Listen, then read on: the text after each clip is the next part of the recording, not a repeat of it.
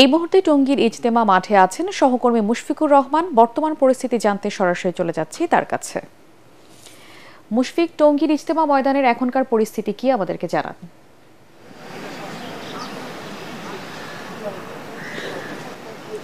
শারমিন, কিছুক্ষণ আগে গাজীপুর মেট্রোপলিটন পুলিশের যে উপকমিশনার তিনি কিন্তু আমাদের সাথে কথা বলেছেন সার্বিক পরিস্থিতি নিয়ে, আইনশৃঙ্খলা পরিস্থিতি নিয়ে। তিনি বলেছেন যে এখন ইজতেমার ময়দানে জুবায়েরপন্থীদের কিছু লোক 350 থেকে 400 লোক তারা অবস্থান করছেন।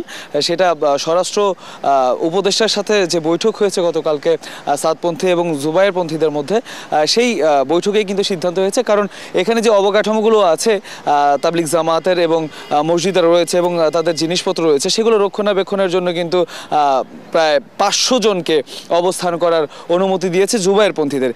কিন্তু আজকে অবস্থান করছে 300 থেকে 350, সেটা আমাদেরকে বলেছেন। এবং তিনি বলেছেন গতকালকে যে সংঘর্ষ বেঁধেছিল দুই পক্ষের মধ্যে, সেখানে হতাহতের ঘটনা ঘটেছে।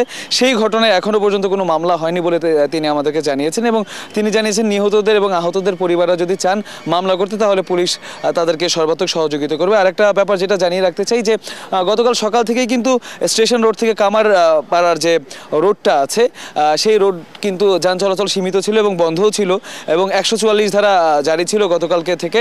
এবং আজকে কিন্তু কিছুক্ষণ আগে সেটা তুলে নেওয়া হয়। গতকালকে কিন্তু 3 কিলোমিটারের মধ্যে মানুষজন এবং যান চলাচল কিন্তু বন্ধ ছিল। এবং আমরা দেখেছি 11:15 নাগাদ এখানে যারা ছিলেন সেনাবাহিনী এবং বিজিবির সদস্যরা, তারা তাদের সমরযান নিয়ে কিন্তু চলে যান এবং যান চলাচল স্বাভাবিক হয় এবং জনগণের যে চলাচল সেটা কিন্তু স্বাভাবিক হয়েছে।